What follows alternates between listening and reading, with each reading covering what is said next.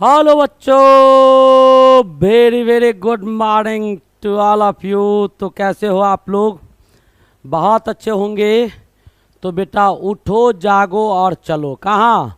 उठो जागो और चलो सीताराम सीताराम करने नहीं, उठो जागो और चलो बेटा सरकारी कॉलेज। कहाँ चलना है? तो सरकारी कॉलेज का बेटा सफ़र तय करना है। क्या करना है? सरकारी कॉलेज का सफ़र तय करना है। तो आपको बेटा कुछ ना कुछ करना होगा। और क्या करना होगा? तो शारदा क्लासेज का बेटा ये जो लेक्चर मैं अभी देने जा रहा हूँ, अभी जो बेटा आपके बीच में केमिस्ट्री का लेक्चर देने जा रहा हूँ, ये बहुत इम्पॉर्टेंट लेक्चर है। यानी इस सारे क्वेश्चंस बेटा आपको एग्जामिनेशन पॉइंट ऑफ व्यू से केमिस्ट्री के जितने भी प्रश्न अभी मैं बताने जा रहा हूँ, वो सारे प्रश्न बेटा परीक्षा के दृष्टिकोण से बिल्कुल VVI क्वेश्चंस है। तो एक बार देख लेते हैं हमारे कितने बच्चे उपस्थित हैं।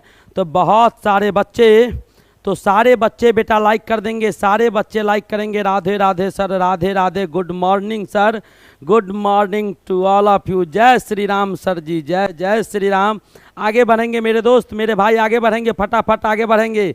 नॉलेज प्लस कॉलेज बराबर शारदा क्लासेज। आज आदित्य जातव, क्या बात है एकदम बेटा। शारदा का ये नारा है, कॉलेज और नॉलेज हमारा है। याद रखिएगा, मैं आपको एक और नारा दे रहा हूँ, याद कर लीजिएगा। शारदा का यह नारा है, शारदा का यह नारा है। क्या नारा है भाई? नारा है नॉलेज, कॉलेज प्लस नॉलेज हमारा है, कॉलेज प्लस नॉलेज हमारा है। याद रखेंगे, शारदा का ये नारा है, कॉलेज प्लस नॉलेज हमारा है। याद रखेंगे, क्या याद रखेंगे? शारदा का यह नारा है, कॉलेज प्लस नॉलेज हमारा है। यानी दोनों पर हमारी हुकूमत होगी, हमारी कब्जाएं होगी और बेटा अक्खा राज करेंगे हम लोग। नहीं तो बेटा ऐसा तब होगा, ऐसा तब होगा, ऐसा तब होगा जब बेटा आपको मेहनत करना होगा, कड़ा और कठोर मेहनत करना होगा। ऐसे कुछ भी नहीं हासिल होता है मेरे दोस्त। कुछ हासिल करने के लिए, कुछ हासिल करने के लिए कुछ खोना नहीं पड़ता है। कुछ हासिल करने के लिए क्या करना पड़ता है? कुछ करने की आवश्यकता होती है, कुछ खोने की आवश्यकता नहीं है। ठीक है? तो अगर लाइफ में कुछ हासिल करना है तो कुछ कीजिए, कुछ कीजिए नहीं। जब कुछ कीजिएगा तो कुछ पाइएगा, बहुत कुछ कीजिएगा तो बहुत कुछ पाइएगा। और बहुत कुछ आप करेंगे उत्कृष्ट वे में तो जितना ज़्यादा कीजिएगा उतने पाएंगे। तो बेटा चलिए स्टार्ट करते हैं। शारदा का यह नारा है, सरकारी कॉलेज हमारा है। क्या बात है बेटा, बिल्कुल होना भी चाहिए। तो चलिए मेरे भाई, नए नए बच्चे चैनल को सब्सक्राइब करेंगे, सारे बच्चे बेटा लाइक करेंगे। टू द पॉइंट स्टार्ट करते हैं आज का बहुत ही खूबसूरत और प्यारा सा लेक्चर का पहला प्रश्न मैं आपके बीच देता हूं। ध्यान से देखिएगा बेटा, बहुत खूबसूरत सा क्वेश्चन है। थोड़ा सा ध्यान से, थोड़ा सा समझदारी से सोच समझ कर हम लोग करेंगे और एक एक क्वेश्चन को बेटा कॉन्सेप्ट के साथ पढ़ेंगे ताकि पुराना नया सब रिवाइज होते चले। पहला क्वेश्चन आपके बीच है, बहुत ही खूबसूरत और प्यारा सा क्वेश्चन है। ध्यान से देखेंगे, ध्यान से देखेंगे, दोस्तों को भी शेयर करेंगे, सारे बच्चे लाइक कर देंगे। क्या कहता है? रेडियम का द्रव्यमान संख्या बेटा 226 दिया हुआ, यानी रेडियम आपको लिया गया है और इसका मास नंबर कितना दिया है? 226 दिया है। ध्यान से देख लीजिएगा। परमाणु संख्या बेटा इसका 88 दिया है, ये मैं नहीं कह रहा हूँ, 88 दिया गया है। ठीक है, ये दिया गया है। जब रेडियम परमाणु विखंडित होता है, यानी ये विखंडित होता है बेटा, ये टूट जाता है। क्या हो जाता है? टूट जाता है, यानी विखंडित हो जाता है। ध्यान से देखिएगा, ध्यान से देखिएगा, दोस्तों को भी शेयर करेंगे। जब ये विखंडित होगा तो परमाणु जो आएगा, यहाँ पर आपको कोई परमाणु XYZ का निर्माण होता है। आई डोंट नो, कुछ भी बनता होगा। ठीक है, ऐसा बन रहा है। अब कहता है कि इसका परमाणु भार बेटा 222 हो जाता है और परमाणु संख्या कितना हो जाता है? 86 हो जाता है। तो पूछ रहा है, आपसे पूछा जा रहा है कि इसके विखंडन में यहाँ पर क्या बाहर निकला होगा? यहाँ पर क्या बाहर निकला होगा? तो पहला यहाँ दिया हुआ है बेटा एक अल्फा कण निकला होगा। क्या निकला होगा? एक अल्फा कण निकला होगा। दूसरा कहता है कि गामा किरण निकला होगा, और तीसरा कहता है बेटा यहाँ पर एक आपका बीटा कण निकला होगा, एक बीटा कण निकला होगा, और चौथा कहता है कि यहाँ से न्यूट्रॉन निकलता होगा। 4 ऑप्शन आपके पास दिए गए हैं, जरा सा सोच समझकर जवाब दीजिएगा। सारे बच्चे जवाब देंगे और बताएंगे क्या हुआ। मैं आपको समझा दूं, सबको याद आ जाएगा, शारदा वाला सब चीज़ पढ़ाया हुआ है भाई। यहाँ पर 226 है और 226 से 222 हो गया, यानी कितना घट गया, 4 गो घट गया। यहाँ 88 था, 88 से बेटा कितना हो गया, 86 हो गया। कितना घट गया, तो 2 घट गया। जल्दी बताइए कौन से कण का निर्माण होता है जब बेटा परमाणु भार 4 से घटता है और परमाणु संख्या 2 से घटता है। कौन सा कण बनता है, अल्फा, बीटा, गामा, एक्सरे, किसका निर्माण होता है? तो मैंने आपको पढ़ाया है, खूब पढ़ाया है कि अल्फा का निर्माण जब होगा, क्योंकि अल्फा बेटा हीलियम का नाभिक होता है, और हीलियम का जब नाभिक होगा तो इसके पास 2 एटॉमिक नंबर और मास नंबर 4 हो जाएगा। तो जब ये बनेगा ना, किसी से निकलेगा तो 4 गो मास नंबर को लेके निकलेगा, 2 गो परमाणु संख्या को अपने साथ लेके निकलेगा। तो इसका कहानी कौन सा हो जाएगा, ऑप्शन नंबर ए सही हो जाएंगे। और बेटा जब बीटा कण बनेगा ना, तो बीटा कण में क्या होगा, परमाणु भार में कोई परिवर्तन नहीं होगा, परमाणु संख्या 1 से क्या हो जाता है, बढ़ जाता है परमाणु संख्या। तो बीटा कण में क्या होगा, तो एटॉमिक मास अगर ए है तो ए ही रह जाएगा, एटॉमिक नंबर बेटा जेड है तो जेड में 1 जुड़ जाएगा और जेड प्लस आपका 1 हो जाएगा। ये आपके बीटा कण में हो जाते हैं। और अल्फा कण में क्या होता है, एटॉमिक मास ए है तो ए में से 4 एटॉमिक मास घट जाता है, और एटॉमिक संख्या यानी परमाणु संख्या आपका जेड है तो जेड में बेटा 2 घट जाता है। ये आपके किस में होते हैं, तो अल्फा में होते हैं, और ये किस में होते हैं, तो बीटा में होते हैं। नो डाउट सारे बच्चे को क्लियर हो गया होगा यहां तक बेटा। किसी भी बच्चे को कोई दिक्कत, नो डाउट दिक्कत नहीं होना चाहिए। चलिए नेक्स्ट क्वेश्चन की ओर मूव किया जाए। आज का हमारा प्यारा सा क्वेश्चन क्या है, ध्यान से देखिएगा, बहुत ही खूबसूरत सा क्वेश्चन आपके बीच में दूसरा लेके आ चुका हूं। दूसरा क्वेश्चन बेटा क्या कहता है, गौर से देखिएगा। क्या कहता है, नमी की उपस्थिति में सल्फर डाइऑक्साइड है, क्या दिया हुआ है, नमी की उपस्थिति में सल्फर डाइऑक्साइड क्या है, तो बेटा सल्फर डाइऑक्साइड क्या होगा, SO2 हो जाएगा। और किसके उपस्थिति में, नमी के उपस्थिति में, यानी H2O आप प्लस आपका O2 लिया गया है। तो क्या बनेगा मेरे भाई, तो यहाँ पर H2SO4 का फॉर्मेशन हो जाएगा। क्या बनेगा, H2SO4 तो नॉर्मली आपका जनरेट कर जाएगा, नॉर्मली आपका क्या हो जाएगा, जनरेट कर जाएगा। होगा कुछ क्वेश्चन अभी हैं आएंगे। तो सल्फर डाइऑक्साइड बेटा नमी युक्त ऑक्सीजन यानी ऑक्सीजन के साथ वाटर मॉलिक्यूल्स है, sulphur dioxide plus water plus oxygen अगर मिलता है तो क्या बनता है, यही आपसे पूछा गया है। पहला कहता है कि एक न्यूट्रल ऑक्साइड बना लेता है, दूसरा कहता है एक पावरफुल अपचायक यानी बहुत ही पावरफुल रेड्यूसिंग एजेंट बना लेता है, तीसरा कहता है एक शक्तिशाली ऑक्सीकारक बना लेता है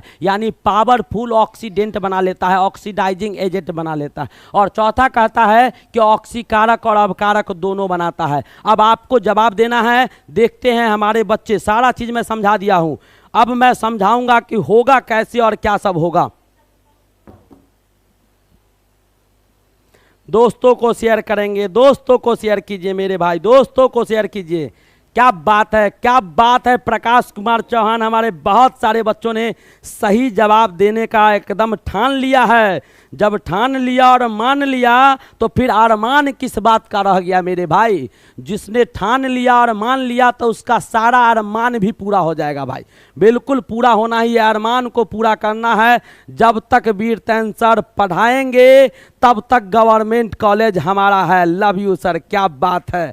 आगे बढ़ा जाए मेरे दोस्त, मेरे भाई आगे बढ़ेंगे। कौन सा ऑप्शन होगा, देखो अब जरा सोच लेते हैं मेरे भाई, सोचना तो पड़ेगा, सोचना तो पड़ेगा, समझना तो पड़ेगा।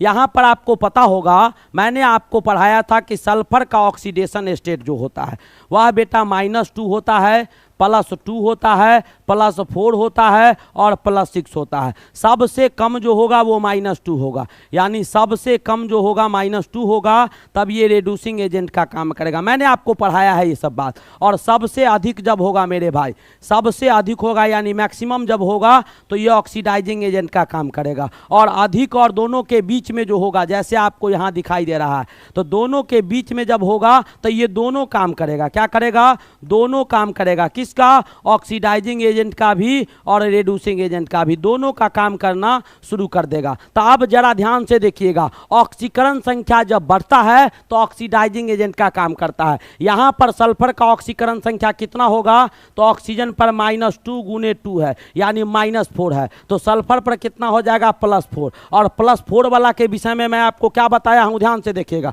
+4 वाला दोनों का काम करता है, तो सल्फर डाइऑक्साइड बेटा दोनों का काम करता है, ऑक्सीडाइजिंग एजेंट का भी और रिड्यूसिंग एजेंट का भी। दोनों का काम कौन करता है? तो सल्फर डाइऑक्साइड करता है। और यहां पर सल्फर का ऑक्सीडेशन स्टेट निकालिए, तो यहां बेटा -2 गुने क्या हो जाएगा? 4, -8 हो जाएगा। और हाइड्रोजन पर +1 होता है, 2 है तो +2 हो गया। -8 में +2 को घटा दो, -8 में +2 को घटा दो, -6 आ जाएगा। और यहां पर सल्फर का ऑक्सीडेशन स्टेट +6 आएगा, जो आपको मैक्सिमम होता है। और मैं आपको पहले ही बता चुका हूं कि यहां पर जब +6 आता है, मैक्सिमम अधिक होगा, तो यह ऑक्सीडाइजिंग एजेंट का काम करेगा। तो यह बहुत ही शक्तिशाली क्या हो जाएगा भाई? ऑक्सीडाइजिंग एजेंट हो जाएगा। आया समझ में कि नहीं आया? आया समझ में कि नहीं आया? सारे बच्चे जवाब देंगे भाई। शारदा का कहना है कि पिछले रिकॉर्ड सब तोड़ना है। क्या बात है, एकदम धज्जी धज्जी उड़ा देना है भाई, छोड़ना नहीं है मेरे भाई, बिल्कुल छोड़। देखो इतने अच्छे से एक एक चीज तोड़ के बेटा सीधा दिमाग में डाल देता हूं, चाहे वो फिजिक्स का कॉन्सेप्ट हो, केमिस्ट्री का कॉन्सेप्ट हो, मैथ का कॉन्सेप्ट हो। मैं जिस तरह से आपके दिमाग में डाल रहा हूं, मुझे उम्मीद है कि आप लोग अगर बेटा 50% मेहनत कर दीजिएगा ना, तो ऐसे ही सारा रिकॉर्ड ध्वस्त हो जाएगा। और जितने लोग पुराने तगमा लेके घूम रहे हैं, जो तगमा लेके घूम रहे हैं ना, वो सारा तगमा का हैकड़ी खत्म हो जाएगा। देखा ना कांग्रेस का क्या हाल हुआ, देख रहे हो ना। जो क्षेत्रीय पार्टी थी पहले वाली, जो बड़ी बड़ी पार्टियां थी, आज राजनीति में उसका क्या हाल है। बड़े बड़े कोचिंग संचालक जो पहले हुआ करते थे, आज बेटा झक मारते हैं। और नए नए लोग कहां कहां पहुंच गए। तो बेटा जो मेहनत करेगा, जो मेहनत करेगा, सही रास्ते पर चलेगा, कठिन और कठोर परिश्रम करेगा, सफलता बेटा उसी को हाथ लगेगा, सफलता उसी को हाथ लगेगा। याद रखिएगा एकदम। जब से मेहनत करना छोड़ दिए, तब से बेटा आपका पतन शुरू हो जाएगा। गीत गाने से कुछ नहीं होगा, पुराने बातों को गीत गाने से नहीं होता है, नए तरीका से सोचना पड़ता है, नया कुछ करना पड़ता है। सब चीज़ समय के हिसाब से अपने आप में परिवर्तन लाना होता है, तब हमारा रिकॉर्ड कायम रहता है। चलिए मेरे भाई, तो नए नए बच्चे मुझे दिखाई दे रहे हैं, सारे बच्चे बेटा लाइक करेंगे। यहां तक समझ में आ गया होगा। चलिए नेक्स्ट क्वेश्चन की ओर मूव करता हूं। अगला क्वेश्चन बेटा आपके पास है, क्या दिया हुआ है गौर से देखेंगे। क्वेश्चन आपके पास कहता है कि जिस यौगिक से आयोडोफॉर्म बनाया जाता है, आयोडोफॉर्म क्या होता है? मैंने आपको समझाया था, क्लोरोफॉर्म जब रहेगा तब क्या लिखेंगे? आयोडोफॉर्म CHI3 हो जाता है। क्लोरोफॉर्म क्या होता है? तो CHCl3 हो जाता है। ब्रोमोफॉर्म क्या होता है? तो CH आपका Br3 हो जाता है। नहीं, वैसे ही आपका जो भी फॉर्म आएगा तो CH लगाने के बाद इसको लगा देंगे, तो ये बेटा उसका सूत्र हो जाता है। आपसे पूछता भी है, इसीलिए बता दिया हूँ। नए नए बच्चे बेटा चैनल को सब्सक्राइब करेंगे। कहता है कि बना सकते हैं, किससे बना सकते हैं? आपके पास ऑप्शन दिया है एसीटोन, क्या दिया हुआ है? मिथाइल आयोडाइड, क्या दिया हुआ है? प्रोपायन एल्डिहाइड, और आपको दिए हुए हैं एसेटिक एसिड। क्या दिए हुए हैं? Acetic acid. 4 ऑप्शन आपके पास दिए गए हैं और पूछा जा रहा है कि आपको बेटा आयोडोफॉर्म किससे बनेगा। फटाफट जवाब दीजिएगा।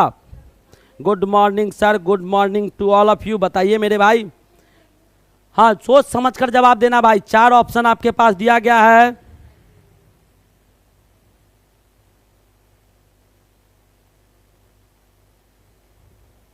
जल्दी जल्दी जवाब दो। अरे नहीं पढ़ा है, आयोडोफॉर्म को एसीटोन में आराम से चेंज कर देते हैं। क्या करते हैं? आयोडोफॉर्म जो होता है वह बेटा आसानी से किस में चेंज हो जाता है? तो एसेटिक एसिड में चेंज हो जाता है। एसेटिक आपका एसिटिक एसिड में चेंज हो जाता है, आसानी से एसिटिक एसिड में। और एसिटिक एसिड से आसानी से क्या बना सकते हैं, आयोडोफॉर्म बना सकते हैं। बहुत सिंपल क्वेश्चन था, बहुत सिंपल क्वेश्चन था भाई। हाँ, इससे भी बना सकते हैं, मिथाइल आयोडाइड दिया हुआ है, H को हटाकर I को डाल सकते हैं, इससे भी डाल सकते हैं। चलिए आगे बढ़ा जाए। नेक्स्ट क्वेश्चन आपके पास क्या है, अगला क्वेश्चन देखिएगा। डाल्टन के परमाणुवाद के अनुसार, क्या दिया हुआ है, डाल्टन के परमाणुवाद के अनुसार। डाल्टन बेटा बहुत कुछ बताया था, पहले आप आंसर बताइए, उसके बाद डाल्टन का पूरा जन्म कुंडली मैं आपके सामने रख दूंगा। क्या सब क्वेश्चन पूछता है वो सब मैं आपको बता दूंगा कि डाल्टन क्या बताया, क्यों बताया, नहीं बताया, सब आपके सामने होगा, बशर्ते कि पहले आपको इसका आंसर देना होगा। डाल्टन के परमाणुवाद के अनुसार परमाणु अविभाज्य होता है, पहला नंबर पॉइंट। परमाणु के केंद्र में नाभिक होता है। दूसरा, परमाणु गोलीय होता है। और चौथा, परमाणु का आकार नाभिक के आकार से छोटा होता है। 4 ऑप्शन आपके पास दिए गए हैं, चारों में कौन सा ऑप्शन सही होगा वही बेटा आपको बताना है। तो फटाफट जवाब दीजिएगा, सारे बच्चे जवाब देंगे और तेजी से जवाब देंगे। जल्दी जवाब दीजिए, कौन सा ऑप्शन आपका सही है।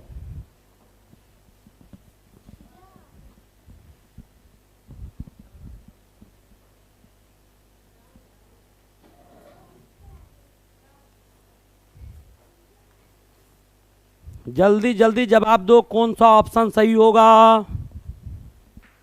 Which one of the following option is correct now.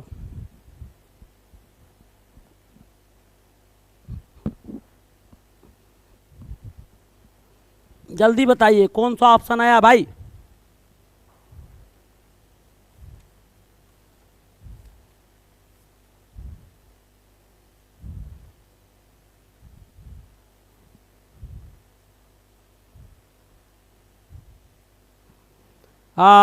देखे भाई, देखे जरा किसमें कितना है दम। आहा, क्या बात है, बिल्कुल सही जवाब बेटा। पहला नंबर पॉइंट होगा। डाल्टन ने बताया था कि एटम क्या होता है, तो बेटा मैं आपको समझाता हूं, ध्यान से समझ लो, ध्यान से समझ लो, एकदम ज़्यादा नहीं, 30 सेकेंड बताऊंगा। एटम आपका एक वर्ड होता है जो बेटा ग्रीक वर्ड है, इसका इंडियन वर्ड परमाणु होता है। क्या होता है, भारतीय वर्ड में इंग्लिश में भी क्या लिखते हैं, परमाणु ही लिखा जाता है, और हिंदी में भी क्या लिखा जाता है, परमाणु ही लिखा जाता है। ये 2 वर्ड से बना हुआ है, ए प्लस टॉम, ए प्लस टॉम से बना हुआ। ए का मतलब होता है नन, और टॉम का मतलब होता है डिविजिबल। टॉम का मतलब क्या होता है, नॉन डिविजिबल। नॉन डिविजिबल कहने का मतलब है कि बेटा इसे अविभाजित नहीं किया जा सकता है। इसे क्या किया जा सकता है, अविभाजित नहीं किया जा सकता है। वही कण क्या कहलाता है, तो बेटा आपको एटम कहलाता है। जैसे मान लीजिए किसी भी कोई आपसे पूछ दे कि एटम क्या होता है, तो मेरे भाई ज़्यादा दिमाग नहीं लगाइएगा, उसको एक शब्द में बोल दीजिएगा कि दुनिया का सब चीज़ जो होता है ना वो एटम से बना होता है। सर ने बताया था कि लगभग सभी चीज़ एटम से बने होते हैं। तो ये बेटा कागज का टुकड़ा है, ये भी एटम से बना होगा। फटाफट उसके सामने पकड़ना, कोई भी चीज मिल जाए, लकड़ी मिल जाए, मिट्टी मिल जाए, और फटाफट इसको तोड़ देना, इसको बांटते रहना, तब तक बांटते रहना जब तक कि लास्ट में एक समय आएगा कि चाह कर भी उसे आप डिवाइड नहीं कर सकते हैं, उसे विभाजित नहीं कर सकते हैं, और उसके आंख के सामने दिखा देना यही एक एटम है। ध्यान से देख लो, यही परमाणु है जिससे आपका इस मिट्टी का निर्माण हुआ है। इसे अविभाजित नहीं किया जा सकता है। तो ऐसे आप समझा सकते हैं कि बेटा एटम क्या होता है। दूसरा नंबर पॉइंट आपसे पूछता है बेटा, आपसे पूछता है कि डाल्टन का थ्योरी किस नियम पर आधारित है, ये भी आपसे पूछता है। कई एक बार क्वेश्चन पूछा है। तो बेटा 2 नियम पर आधारित होता है। एक लॉ ऑफ मास कंजर्वेशन, यानी किस नियम पर, तो बेटा लॉ ऑफ मास कंजर्वेशन, यानी द्रव्यमान के संरक्षण का नियम। लॉ ऑफ मास कंजर्वेशन पर आधारित होता है। ध्यान से देख लीजिएगा, क्वेश्चन आपको डाल्टन से 3-4 क्वेश्चन रहता है, ठीक है।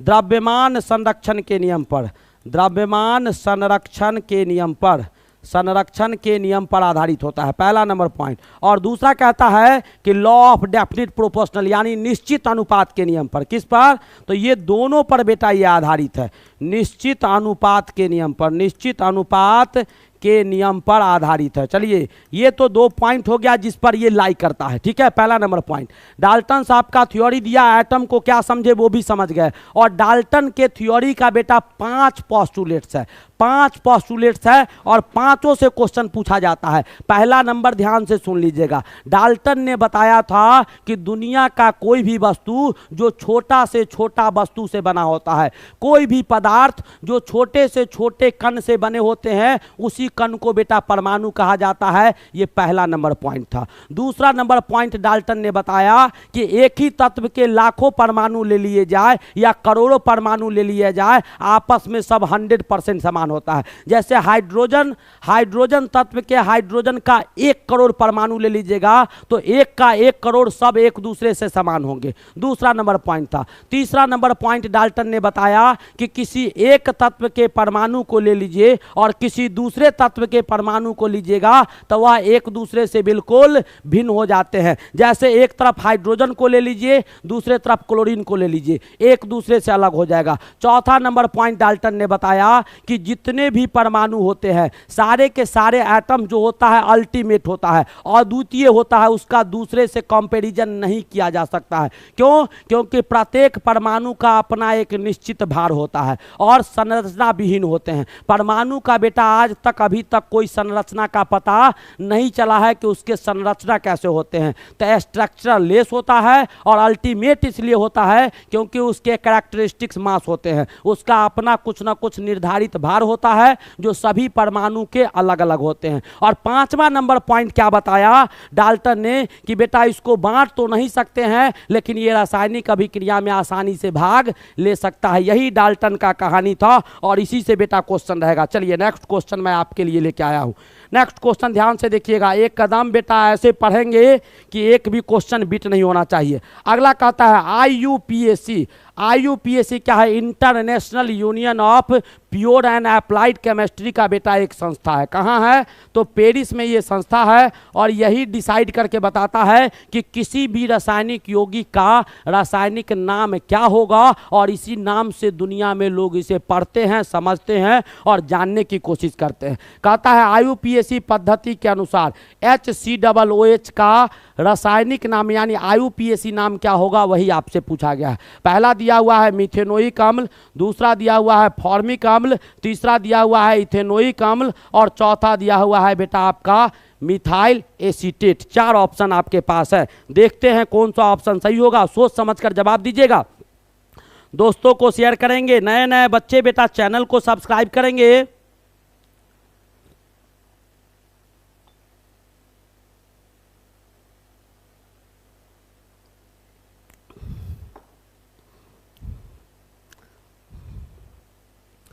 कौन सा ऑप्शन होगा? क्या बात है,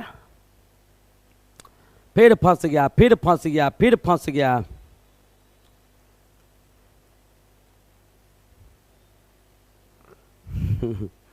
कैसे काम चलेगा रे? देखो इधर, आपका क्या दिया हुआ है भाई, देखिए गौर से देखिएगा। आपके पास बेटा ये कौन सा है फंक्शनल ग्रुप? तो COOH। क्रियात्मक समूह क्या है? COOH। ये कौन सा ग्रुप है? तो कार्बोक्सिलिक एसिड है। ये क्या है रे? कार्बोक्सिलिक एसिड है। क्या है? कार्बोक्सिलिक अम्ल है। क्या है? कार्बोक्सिलिक अम्ल है। नहीं, ये आपका कार्बोक्सिलिक अम्ल है, ये दिया हुआ है। अब इसमें बेटा एक H लगा हुआ है तो एक कार्बन जब रहेगा तो नाम लिखेंगे क्या? मीथ लिख देंगे। क्या लिख देंगे? मीथ लिख देंगे। और कार्बोक्सिलिक एसिड रहता है ना तो मीथ के बाद आपका एक कार्बन मीथ हो गया और सिंगल बॉन्ड है तो क्या हो जाएगा? एन। ई को हटा के वही लगा देंगे, क्या हो जाएगा? मीथेनोइक एसिड हो जाएगा। क्या? मीथेनोइक एसिड इसका क्या हो जाएगा? तो इसका बेटा IUPAC नेम जो हो जाएगा वो आपका मीथेनोइक एसिड हो जाएगा। ठीक है, और कॉमन नेम जो इसका हो जाएगा, एक कार्बन रहेगा तो कॉमन नेम इसका बेटा एक कार्बन के लिए फॉर्मिक एसिड आएगा। सामान्य नाम आपके क्या आ जाएंगे? तो फॉर्मिक अम्ल आ जाएंगे। और IUPAC नाम क्या आ जाएगा? तो मीथेनोइक एसिड। तो मीथेनोइक एसिड IUPAC नेम और कॉमन नेम आपका फॉर्मिक हो जाएगा। कॉमन नेम क्या हो जाएगा? फॉर्मिक हो जाएगा। अब आपसे पूछ क्या रहा था? IUPAC पद्धति के अनुसार, तो IUPAC पद्धति के अनुसार इसका नाम क्या हो जाएगा? मीथेनोइक एसिड हो जाएगा। मीथेनोइक एसिड आपका हो जाएगा। ठीक है, और कॉमन नेम अगर पूछता तो बेटा फॉर्मिक एसिड हो जाता। कौन सा एसिड हो जाता? तो सामान्य नाम इसका फॉर्मिक एसिड होगा और सर जी मेरा सही था, क्या बात है अवनीश, बहुत सारे बच्चे का सही होंगे, नो डाउट कि नहीं होंगे। तो सारे बच्चे बेटा लाइक कर देंगे, नए नए बच्चे चैनल को सब्सक्राइब करेंगे, बहुत सारे बच्चे मैं देख रहा हूं, और दोस्तों को शेयर कीजिएगा। चलिए अगले क्वेश्चन की ओर मूव करते हैं। आज का हमारा अगला क्वेश्चन क्या है बेटा, ध्यान से देखिएगा। क्वेश्चन आपके पास दिया गया है, क्या दिया गया है, कहता है कि एल्युमिनियम धातु प्राप्त करने के लिए किस लवण का विद्युत अपघटन करवाते हैं। यानी आपके पास चार चार लवण दिया गया है, चार चार लवण दिया गया है, और आपसे पूछा गया है कि किस लवण की मदद से, किस लवण का विद्युत अपघटन करवाने पर एल्युमिनियम धातु को प्राप्त किया जा सकता है, यही आपसे पूछा गया है। कहता है NaLO2 दिया हुआ है, एल्यूमिना दिया हुआ है, तीसरा आपका है Al2O3, K2SO4 दिया हुआ है, और बेटा एलुनाइट दिया हुआ है। चार ऑप्शन आपके पास है, आपको बताना है क्या होगा। आगे बढ़ा जाए, आगे बढ़ा जाए, आगे बढ़ेंगे बेटा, आगे बढ़ेंगे, सारे बच्चे आगे बढ़ेंगे, फटाफट जवाब दीजिएगा, मैं अगले क्वेश्चन की ओर मूव करूंगा।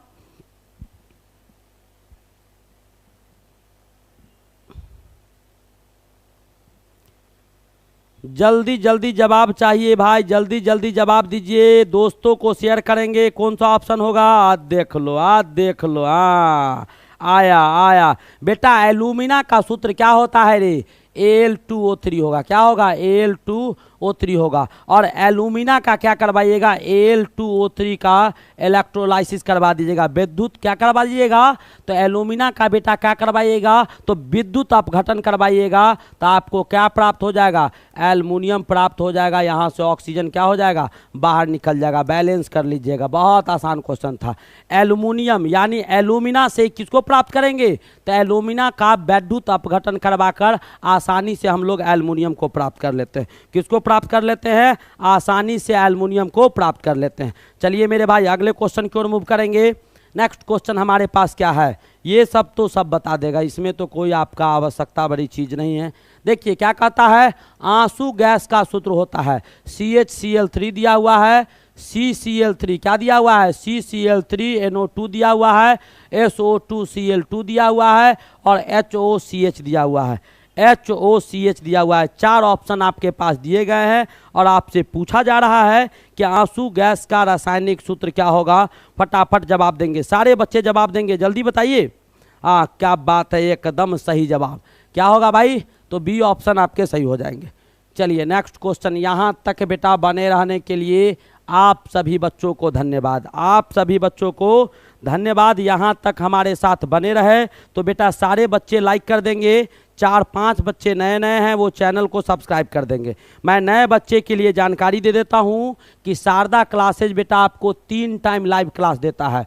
सुबह आपको 7 बजे केमिस्ट्री का क्लास देता है, ठीक है, और दोपहर में बेटा आपको 11:30 बजे में जो है वो आपको मैथ्स बायोलॉजी का क्लास आपको शारदा क्लास दे रहा है, और बेटा आपको शाम 7 बजे जो है वो आपके फिजिक्स के क्लास दिए जाते हैं। ये 3 क्लासेज बेटा रेगुलर आपको प्रोवाइड करवाया जाता है, और सारे क्लासेज के PDF हो गए, प्लस बेटा इसका नोट्स हो गया, प्लस आपको साप्ताहिक परीक्षा होता है सो आप, प्लस डेली प्रैक्टिस पेपर जो दिया जाता है सो, ये सारी सुविधाएं हम आपको कहाँ अवेलेबल करवाते हैं, तो अपने टेलीग्राम चैनल जिसका नाम बेटा क्या है, तो जिसका नाम है शारदा क्लासेज 01, शारदा क्लासेज 01 पर आपको अवेलेबल करवाया गया है। और ये सारी की सारी सुविधाएं बेटा शारदा क्लासेज आपको बिल्कुल फ्री ऑफ कॉस्ट देता है, इसके लिए आपको एक भी पैसे चार्ज चुकाने नहीं पड़ते हैं। चलिए आगे बढ़ा जाए, यहाँ तक बिल्कुल सर आप, चलिए आगे बढ़ा जाए। नेक्स्ट क्वेश्चन आपके पास क्या है, अगला क्वेश्चन बेटा आपके पास है, ध्यान से देखिएगा। अगला क्वेश्चन आपके पास क्या है, क्वेश्चन कहता है कि आवर्त सारणी के समूह 1 दिया गया है, और समूह 1 और समूह 7 दिया गया है। 2 चीज दिया गया है, यानी ग्रुप नंबर आपको 1 दिया गया है और ग्रुप नंबर 7 दिया गया। ध्यान से क्वेश्चन को समझिएगा, ग्रुप नंबर 1 और ग्रुप नंबर 7 दिया हुआ है। अब कहता है ग्रुप नंबर 1 में क्या होता है, तो hydrogen, lithium, sodium, potassium, rubidium, caesium और फ्रांसीसियम होता है। ध्यान से देखिएगा। ग्रुप नंबर 7 में क्या होता है, फिर कल बाहर आई अंटी, नहीं फिर कल बाहर आई अंटी। ये आपका ग्रुप 7A तत्व का ये कहानी है, 1A का ये कहानी। ये S ब्लॉक में है और बेटा ये जो पाया गया है आपको पी ब्लॉक में पाए जाते हैं। देखिएगा कहाँ कहाँ से क्या सब क्वेश्चन आ सकता है। परमाणु संख्या के बढ़ने के साथ साथ निम्नलिखित में क्या बढ़ता है, तो इसमें बेटा समूह का चर्चा किया गया है, आवर्त का नहीं। तो ऊपर से नीचे जाइएगा तो परमाणु संख्या बढ़ेगा।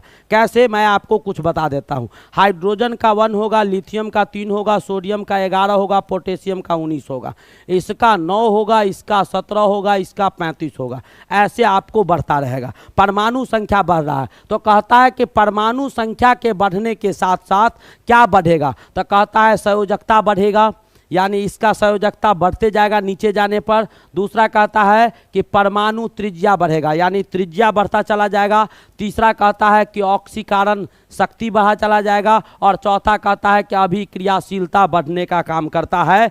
4 ऑप्शन आपके पास दिए गए हैं, कौन सा ऑप्शन सही होगा सोच समझकर जवाब दीजिएगा। क्वेश्चन बेटा इतने अच्छे से समझा देता हूं कि आपको आंसर देने में बिल्कुल भी प्रॉब्लम नहीं होता होगा। तो आपको ये पता होना चाहिए। ऊपर से नीचे जाएंगे तो बेटा फ्लोरीन में 9 गो है। मैं एक एग्जाम्पल दे देता हूँ। 9 है तो यहाँ पर क्या होगा, नाभिक हो गया, पहला में 8 गो इलेक्ट्रॉन, दूसरा में 1 ठो, पहला में 2 गो, दूसरा में 7 गो, और तीसरा आपको 17 दिया हुआ है। तो न्यूक्लियस हो गया, पहला में 2 गो इलेक्ट्रॉन और दूसरा में 8 गो, 8 2 10 और तीसरा में 7 गो। अब ध्यान से देखिएगा, इसका रेडियस क्या हो गया R और इसका रेडियस क्या हो गया, ये कैपिटल R। आपको दिखाई दे रहा होगा। ऊपर से नीचे जाते हैं तो बेटा त्रिज्या आपका क्या हो रहा है, तो त्रिज्या, परमाणु त्रिज्या जो है वो आपको बढ़ रहा है। समझ में आया कि नहीं आया, एकदम पारदर्शी रूप से दिखा दिया हूं, तोड़ कर एकदम खोल कर दिखा दिया हूं कि वास्तव में क्या होता है। तो कहीं भी ले लीजिएगा, हाइड्रोजन का भी लीजिएगा तो नाभिक हो जाएगा, एगो कक्षा होगा। लिथियम का लीजिएगा मेरे भाई तो नाभिक के बाद क्या हो जाएगा, तो ये नाभिक हो गया और यहाँ पर पहला में 2 गो और दूसरा में 8 गो, 10 गो, और तीसरा में आपका क्या हो जाएगा 3 गो, यानी एगो कक्षा, 2 गो कक्षा, 3 गो, 4 गो, यानी बढ़ते चला जाएगा। त्रिज्या क्या होते चला जाएगा, बढ़ते चला जाएगा। उम्मीद है सारे बच्चे को समझ में आ गया होगा। और रिएक्टिविटी बेटा घटता है, ये जो अभिक्रियाशीलता था ना ऊपर से नीचे जाने पर घटने का काम करता है, याद रखिएगा। नेक्स्ट क्वेश्चन आपके पास क्या है, उस क्वेश्चन को देखिएगा, सारा फटाफट बताइएगा। ये सब आंसर आपके लिए कोई बड़ी चीज नहीं है, एकदम खिलौना हो गया होगा। क्या कहता है, वैद्युत अपघटन में ऑक्सीकरण कहाँ होता है, यानी वैद्युत अपघटन जब होगा उसमें बेटा 2 क्रियाएं होती है, एनोड पर और कैथोड पर 2 क्रियाएं होती है। एक आपका ऑक्सीकरण का, दूसरा आपका अपघटन का। पूछ रहा है कि ऑक्सीकरण कहाँ होगा, आपको शायद याद होगा, लोन वर्ड को याद कीजिए। किसको याद कीजिए, लोन को याद कीजिए, आपको अपने समझ में आ जाएगा। 4 ऑप्शन आपके पास दिए गए हैं और आंसर भी मैं आपके पास लिख दिया हूं। दोस्तों को शेयर करेंगे मेरे भाई बंधु, फटाफट फटाफट शेयर कीजिएगा।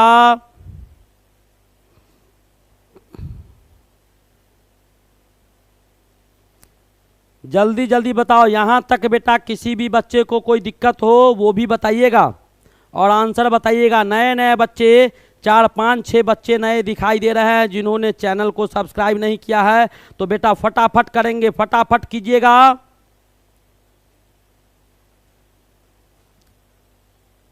हाँ, ये क्या है, इसका मतलब होता है बेटा लेफ्ट, लेफ्ट का मतलब होता है बायां, ओ का मतलब होता है ऑक्सीडेशन, यानी क्या होगा, ऑक्सीकरण हो जाएगा। क्या हो जाएगा, ऑक्सीकरण। ए का मतलब होता है क्या, एनोड, ए का क्या मतलब होता है, एनोड। एन का क्या मतलब होता है, निगेटिव, यानी क्या, एनोड आपका निगेटिव होता है जहां पर ऑक्सीकरण की क्रियाएं होती है, और यह हमेशा कहाँ लिखा जाता है, बाएं में लिखा जाता है। कहाँ लिखा जाता है, बाएं में लिखा जाता है। दूसरा वर्ड मैंने आपको बताया था केयर, केयर CARE, कैथोड पर क्या होता है, तो अपकरण की क्रियाएं होती है। यहां तक किसी भी बच्चे को कोई दिक्कत है, किसी भी बच्चे को बेटा कोई प्रॉब्लम हो तो जरूर बताइएगा। नेक्स्ट क्वेश्चन आपके पास क्या है वो देखिएगा। अगला क्वेश्चन बेटा आपसे पूछा गया है, यहां पर आपसे पूछा गया है, निम्नलिखित अभिक्रिया में कौन सी अभिक्रिया ऑक्सीकरण और अवकरण, यानी कौन सा ऐसा अभिक्रिया है जिसमें ऑक्सीकरण और अवकरण दोनों का दोनों नहीं हो रहा है। दोनों का दोनों 3 में हो रहा होगा। एक ऐसा केमिकल रिएक्शन होगा जिसमें ऑक्सीकरण और अवकरण दोनों एक साथ नहीं हो रहे होंगे। तो आपसे पूछा गया है, सिंपल शब्दों में समझिए, आपसे ये पूछा गया है कि इन चारों में से कौन सा रिडॉक्स अभिक्रिया नहीं है। रिडॉक्स अभिक्रिया नहीं है वही आपसे पूछा गया है। 4 ऑप्शन आपके पास दिए गए हैं। हाइड्रोजन क्लोरीन के साथ मिलता है तो HCl बनाता है। पहले मैं चेक कर देता हूं, यहां ध्यान से देखो। बी कंसंट्रेट योर माइंड, कहाँ, यहां पर कंसंट्रेट कीजिए, बिल्कुल फोकस कीजिए, जैसे मैं समझा रहा हूं ध्यान से सुनेगा। अगर बेटा कोई भी तत्व फ्री अवस्था में पाया जाता है तो हाइड्रोजन अकेले है, क्लोरीन अकेले है, मुक्त अवस्था में है, तो बेटा इसका भी ऑक्सीडेशन स्टेट 0 और इसका भी ऑक्सीडेशन स्टेट 0। यानी मुक्त अवस्था में कोई भी तत्व होगा तो उसका ऑक्सीकरण संख्या 0 हो जाएगा।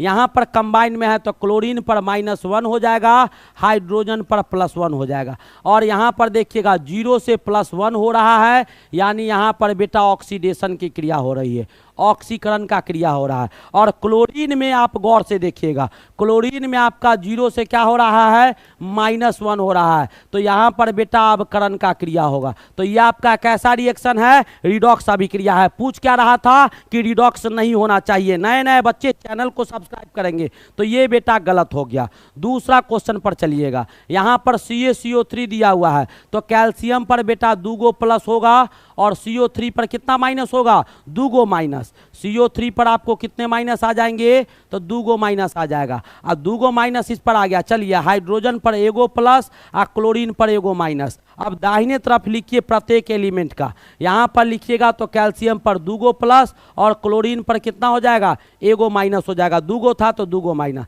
यहाँ ऑक्सीजन पर -2 और कार्बन पर बेटा +4 होगा, -2 × 2 -4। अब यहाँ ऑक्सीजन पर -2 और हाइड्रोजन पर +1 हो जाएगा। अब आपसे पूछा गया है कि क्या होगा नहीं होगा, तो यहाँ पर बेटा आप देख सकते हैं, यहाँ पर भी ऑक्सीजन पर -2 होगा और यहाँ पर -2 × 3 -6 और -6 में -2 तो बाहर दिया हुआ है तो प्लस, यहाँ पर आपको +4 इस पर भी आ गया।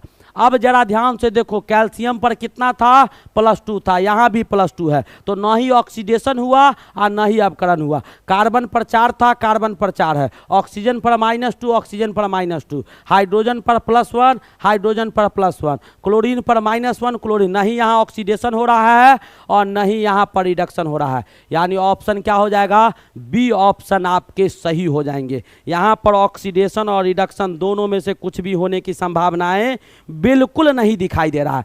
तीसरा का भी चेक कर सकते हैं, आराम से कर सकते हैं। ये फ्री स्टेट में है तो बेटा 0 होगा, हाइड्रोजन पर +1 हो जाएंगे, 2 हाइड्रोजन है तो 2 प्लस, यहाँ पर -2 होगा तो -8 में +2 को जोड़िएगा -6 आएगा तो सल्फर पर +100 हो जाएगा। इधर आप गौर से देख लीजिएगा, हाइड्रोजन दिया हुआ है तो ये बेटा 0 हो जाएगा। यहाँ पर देखिएगा तो जिंक पर आपको +2 आ जाएगा, यहाँ -2 आ जाएगा और यहाँ बेटा +6 आ जाएगा। चलिए आगे बढ़ा जाए तो बेटा यहाँ ध्यान से देखिएगा, जिंक 0 से कहाँ चला गया, जहाँ, हाँ हो गया बेटा, हो गया, घबराना नहीं है। आप बहुत सारे आप उपद्रवी होते हैं, संस्कार माँ बाप का झलकता है मेरे भाई। क्या कहता है, 0 से कहाँ चला गया, 2 पर चला गया, तो बेटा क्या हो गया, तो ऑक्सीडेशन की क्रियाएं हो गई। अब देखिएगा यहाँ हाइड्रोजन का क्या था, +1 था और +1 से क्या हो गया, 0 हो गया, घट गया, तो यहाँ पर बेटा रिडक्शन की क्रियाएं हो गई। यहाँ पर भी दोनों का दोनों, ऑक्सीजन पर देखो -2, यहाँ भी -2, सल्फर पर +6, तो अगर ऑक्सीडेशन स्टेट, याद रखिएगा ऑक्सीडेशन नंबर अगर बढ़ता है बेटा, पहले से बढ़ जाता है तो वहाँ पर ऑक्सीडेशन की क्रियाएं होती है, याद रखिएगा। अगर ऑक्सीडेशन नंबर, ऑक्सीकरण संख्या बेटा घटता है, क्या हो जाएगा, घट जाएगा, तो वहाँ पर अवकरण की क्रियाएं होगी। किसका, अवकरण का क्रिया होगा, ये आपको याद रखना होगा। तो मैं वही लगा रहा हूँ कॉन्सेप्ट। और लास्ट वाला है तो इसको भी बेटा देख लेंगे, एकदम सोच समझ कर पढ़ेंगे, घबराना नहीं है। यहाँ पर भी 0, यहाँ पर भी 0, फ्री अवस्था में अकेले अकेले था। और यहाँ पर बेटा +1 और यहाँ पर -1, सोडियम का +1, क्लोरीन का -1, यानी 0 से -1 क्या हो गया, घट गया ना, तो घट गया तो रिडक्शन की क्रियाएं होगी। और 0 से बेटा क्या हो गया, +1, बढ़ गया ना, तो बढ़ गया तो किसकी क्रियाएं हो गई, ऑक्सीडेशन की क्रियाएं हो गई। यानी पत्थरा पत्थरा, चतरा चतरा तोड़ दिया गया है। क्वेश्चन का कोई अंग ऐसा नहीं छोड़ा गया है जो आपको नहीं समझाया गया। तो ये बेटा बिल्कुल जरूरी था कि आपको एक एक चीज समझ में आए। तो बहुत ही प्यारा सा क्वेश्चन था, तो ये भी नहीं होगा, दोनों हो रहा था, दोनों हो रहा था। रिडॉक्स कौन नहीं है, तो ऑप्शन नंबर बी आपका सही था। चलिए नेक्स्ट क्वेश्चन आपके पास क्या है, उसका कहानी देखते हैं। गौर से देखिएगा आपके पास क्या पूछा गया है, गौर से देखिएगा क्या कहता है क्वेश्चन बेटा आपके पास कि निम्नलिखित में से किसके नाभिक में कोई न्यूट्रॉन नहीं होता है, किसके नाभिक में कोई न्यूट्रॉन नहीं होता है, यही आपसे पूछा गया है। आपके पास पहला ऑप्शन दिया हुआ है हाइड्रोजन, पहला ऑप्शन हाइड्रोजन है, दूसरा ऑप्शन बेटा ड्यूटेरियम दिया हुआ है, और तीसरा ऑप्शन जो है ना यहाँ पर ये नहीं है, ट्रिटियम दिया हुआ है, और चौथा ऑप्शन आपको हीलियम दिया है। चार ऑप्शन है, पहला हाइड्रोजन दिया गया है, दूसरा ड्यूटेरियम दिया गया है, तीसरा आपको ट्रिटियम दिया गया है, और चौथा आपको हीलियम दिया गया है। पूछा गया है कि इसमें किसके नाभिक में आपको कोई न्यूट्रॉन नहीं पाया जाता है, तो मात्र एक तत्व होते हैं, मात्र एक तत्व होते हैं जिसके नाभिक में बेटा न्यूट्रॉन नहीं पाया जाता है, और वो हाइड्रोजन होता है, क्योंकि हाइड्रोजन का परमाणु संख्या और परमाणु भार दोनों समान होता है। चलिए आगे बढ़ेंगे, यानी कौन सा ऑप्शन हो गया, हाइड्रोजन आपके सही ऑप्शन हो गए, हाइड्रोजन आपके ऑप्शन क्या हो गए, सही हो गए। चलिए अगला क्वेश्चन बेटा आपके पास क्या है, ध्यान से देखिएगा अगला क्वेश्चन क्या दिया हुआ है, ध्यान से देखेंगे। सारे बच्चे बेटा लाइक करेंगे, नए नए बच्चे चैनल को सब्सक्राइब कीजिएगा, दोस्तों को शेयर करो, थोड़ा सा दोस्तों को शेयर करो, आगे बढ़ो मेरे भाई, आगे बढ़ो। कब तक यहाँ ठहरे रहोगे, ज़्यादा ठहरने से बेटा क्या होता है जानते हो, दुनिया में जो कुछ भी स्थिर हो गया, समझो जिस समय से आप स्थिर हो गए उस समय से आपका पतन शुरू हो जाता है। यानी स्थिरता किसी भी चीज़ को नष्ट करता है, याद रखिएगा, स्थिरता किसी भी चीज़ को नष्ट करता है। नाला का पानी अगर स्थिर हो जाए तो उसमें कीड़े लग जाएंगे, मनुष्य अगर स्थिर हो जाए तो उसका स्वास्थ्य तुरंत बिगड़ना शुरू हो जाएगा। कोई भी चीज़ स्थिर नहीं होना चाहिए, तो स्थिरता बेटा, नाला के पानी में भी करंट होता है ना, तब पानी में कीड़ा नहीं लगता है, शुद्ध रहता है। कहीं का भी कुछ भी हो उसमें करंट होना चाहिए, रफ्तार होना चाहिए। तो कहता है ऐसा ग्लास जो बसों और हवाई जहाज़ों की खिड़कियों में लगाया जाता है, कौन सा ग्लास होता है जो बस और हवाई जहाज के खिड़की में लगाया जाता है, वही आपसे पूछा गया है। पहला ऑप्शन दिया हुआ है पायरेक्स ग्लास, दूसरा दिया हुआ है मृदु कांच, तीसरा दिया हुआ है फिल्ट ग्लास, और चौथा दिया हुआ है अस्तरित कांच। चार ऑप्शन आपके पास दिए गए हैं और आपसे पूछे गए हैं कि हवाई जहाज और बस के खिड़की में कौन सा ग्लास लगाया जाता है। जल्दी बताइएगा, 3-4 बच्चे बेटा नए हैं, नए बच्चे के लिए मैं जानकारी देता हूं। शारदा क्लासेज आपको 3 टाइम लाइव क्लास देता है, सुबह, दोपहर और शाम। सुबह 7 बजे, दोपहर 11:30 बजे, शाम के 7 बजे। सुबह में केमिस्ट्री का, दोपहर में मैथ बायोलॉजी और शाम में फिजिक्स का क्लास देता है। और ये सारे के सारे लेक्चर बेटा आपको फ्री ऑफ कॉस्ट दिए जाते हैं।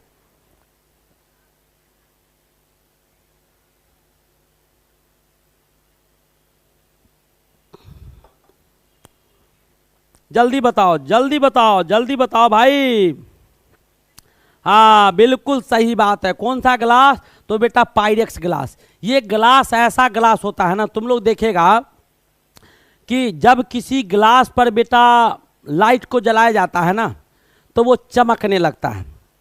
वो क्या करने लगता है, चमकने लगता है। तो मान लो कि हवाई जहाज उड़ाने वाला पायलट है, तो पायलट के सामने ग्लास होगा, और वहाँ पर अगर सूरज का प्रकाश पड़ेगा और वो लाइट अगर शीशा पर चमकने लगेगा, तो पायलट को कुछ दिखाई नहीं देगा, हवाई जहाज क्रैश कर जाएगा। क्या कर जाएगा, क्रैश कर जाएगा। तो ऐसा नहीं हो, इसके लिए बेटा इसमें क्या होता है, इस ग्लास में, कि इसके सतह पर ग्लास में ऐसे मटेरियल डाले जाते हैं जो प्रकाश को अवशोषित कर लेता है और उसको रिफ्लेक्ट बाहर ही कर देता है, अंदर नहीं आने देता है। यानी ग्लास के बाहर ही रिफ्लेक्ट कर देगा, और उस रिफ्लेक्शन से ग्लास के अंदर, यानी आपके आंख पर अगर चश्मा लगाए हुए है इस ग्लास का, तो लाइट बाहर ही सब काम लाइट का हो जाएगा, अंदर नहीं जाने देगा, जिससे दुर्घटना से बचा जा सकता है। चलिए आगे बढ़ेंगे।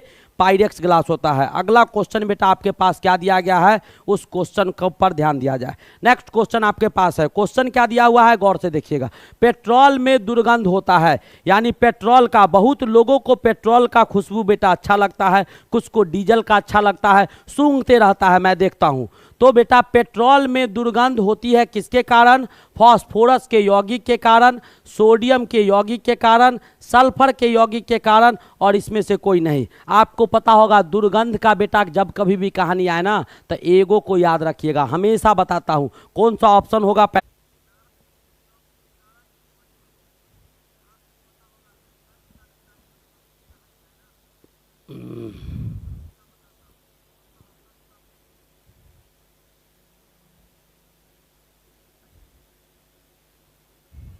आ गया? हेलो,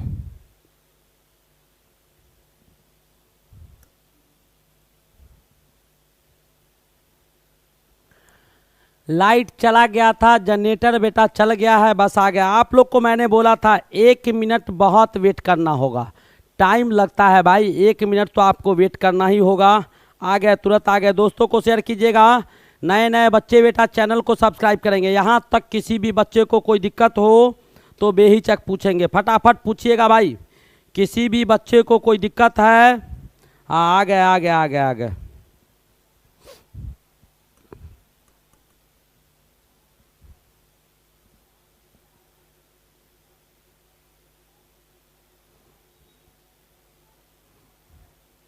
हाँ हाँ हाँ, पता है भाई, पता है कि यूपी का पॉलिटेक्निक का एग्ज़ाम डेट आ चुका है।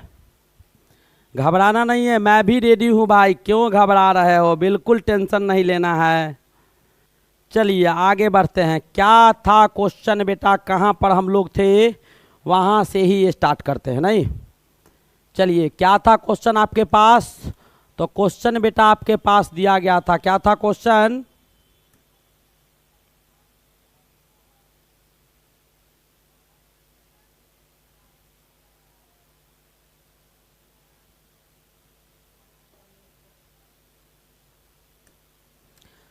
चलिए भाई, क्या क्वेश्चन था ध्यान से देखिएगा। क्वेश्चन बेटा आपके पास दिया गया था, क्या क्वेश्चन दिया गया था? गौर से देखो, क्वेश्चन आपके पास था कि पेट्रोल में दुर्गंध होता है। पेट्रोल में दुर्गंध बेटा किसके कारण होता है? फटाफट बताइएगा। पेट्रोल में दुर्गंध किसके कारण होता है? फास्फोरस के यौगिक के कारण, सोडियम के यौगिक के कारण, सल्फर के यौगिक का कारण, और इसमें से कोई नहीं। 4 ऑप्शन आपके पास थे, तो कौन सा ऑप्शन होगा? तो बेटा दुर्गंध का जब कभी भी कहानी आएगा, किसका आएगा? दुर्गंध का कहानी जहां कहीं भी देखने को मिले तो सल्फर को याद कर लीजिएगा। किसको याद कर लीजिएगा? सल्फर को याद कर लीजिएगा, आपका सारा कहानी खत्म हो जाएगा। दुर्गंध के कहानी में क्या होगा? तो सल्फर के कारण। किसके कारण होगा? तो सल्फर के कारण। कितने बच्चों ने सही जवाब दिया था बेटा, एक बार बताएंगे? सारे बच्चे बताइएगा, दोस्तों को शेयर कीजिएगा। बिल्कुल सल्फर के कारण होगा। चलिए अगला क्वेश्चन बेटा आपके पास क्या है वो आपको दिया गया है। क्वेश्चन आपके पास दिया गया है, ध्यान से देखिएगा। क्वेश्चन आपके पास क्या दिया गया है? कोल गैस में क्या कहता है? कोल गैस में उपस्थित चमक पैदा करने वाला पदार्थ है।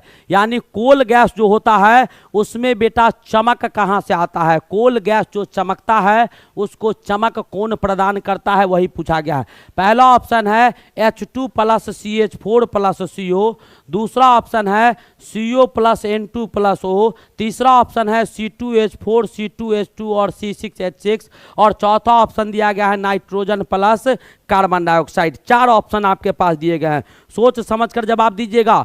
कोल गैस में चमक बेटा कौन पैदा करता है, वही आपसे पूछा गया है। फटाफट जवाब देंगे। नए नए बच्चे चैनल को सब्सक्राइब करेंगे, सारे बच्चे बेटा लाइक करेंगे। CO + Ne + O, बेटा सोच समझकर जवाब दो, सोच समझकर जवाब दो। अरे कोल गैस का सूत्र होगा पहले तक। कोल गैस कौन सा होता है भाई? कोल गैस यानी hydrogen plus methane plus carbon monoxide. इतना सिंपल क्वेश्चन नहीं जानता है? हाइड्रोजन प्लस मीथेन प्लस क्या? Carbon monoxide. बहुत सिंपल क्वेश्चन था। चलिए अगले क्वेश्चन की ओर मूव करते हैं। और बेटा अगला क्वेश्चन आपके पास ये रहा, ध्यान से देखिएगा। नेक्स्ट क्वेश्चन आपके पास क्या है, किसी तत्व की परमाणु संख्या। बेटा किसी तत्व का परमाणु संख्या आपको दिया गया है 20, तब पूछता है कि इसका संयोजकता क्या होगा, यानी इसकी वैलेंसी क्या होगी, वही आपसे पूछा गया है। एटॉमिक नंबर आपको दे दिया गया है 20, तो पूछा जा रहा है कि इसका संयोजकता क्या होगा, वही आपसे पूछा गया है। फटाफट जवाब दीजिएगा, क्या होगा। सारे बच्चे जवाब देंगे भाई, जल्दी जल्दी जवाब दीजिएगा, दोस्तों को शेयर करेंगे, फटाफट करेंगे। आगे बढ़ते हैं। अब देखो परमाणु संख्या 20 है तो वैद्युत विन्यास लिखो। क्या लिखो भाई, वैद्युत विन्यास लिखो। और वैद्युत विन्यास लिखिएगा तो क्या आएगा आपका, तो कैल्शियम होता है, नहीं कैल्शियम का 20 हो जाएगा। क्या हो जाएगा, 1s2 हो जाएगा, 2s2 हो जाएगा, 2p6 हो जाएगा, 3s2 हो जाएगा, 3p6 हो जाएगा और 4s2 होगा। अंतिम कक्षा में देखिएगा, यहाँ से पहला दूसरा और तीसरा का कहानी है, तो अंतिम कक्षा में कितना इलेक्ट्रॉन, 2 इलेक्ट्रॉन। वैसे भी बेटा कैल्शियम, वैसे भी बेटा कैल्शियम, समझो शारदा वाला इतने तरीका से समझाएगा।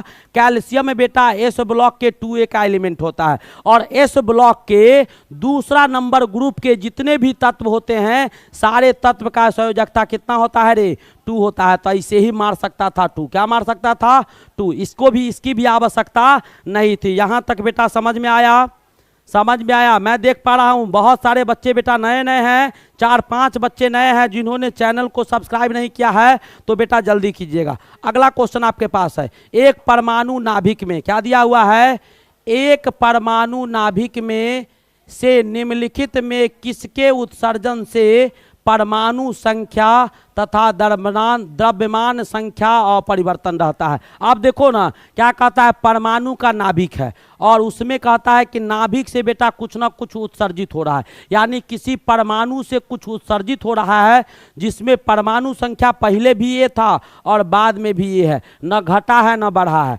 और आपको परमाणु भार ए, परमाणु संख्या भी आपको जेड है। तो आपसे पूछा गया है कि उससे अगर न्यूट्रॉन का उत्सर्जन होगा, उसके बाद कहता है कि बीटा किरण का उत्सर्जन हुआ होगा, कहता है अल्फा किरण का उत्सर्जन हुआ होगा और गामा किरण का हुआ होगा। सोच समझकर जवाब दीजिएगा।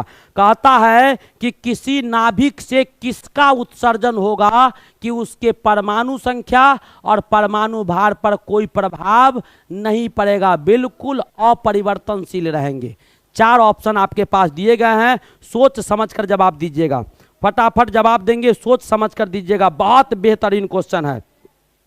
पकड़ा पकड़ा, एकदम पकड़ा। कहाँ राहुल, कैसे जवाब दे रहे हो, कैसे जवाब दे रहे हो भाई, कैसे जवाब। सिकंदर कुमार, सिकंदर कुमार, ये सब बेटा इतने आसान क्वेश्चन है। गामा रे होगा, गामा रे बेटा इलेक्ट्रोमैग्नेटिक रे होता है। ये क्या होता है, ईएम वेव्स होते हैं, यानी इलेक्ट्रोमैग्नेटिक वैद्युत चुंबकीय किरण होते हैं। नहीं, यह आपका, इस पर कोई चार्ज नहीं होता है, इस पर कोई चार्ज नहीं होता है रे, चार्जलेस होता है। क्या होता है, चार्जलेस होता है, मासलेस होता है, ना मास होगा ना चार्ज होगा। तो इन दोनों की आवश्यकता होगी।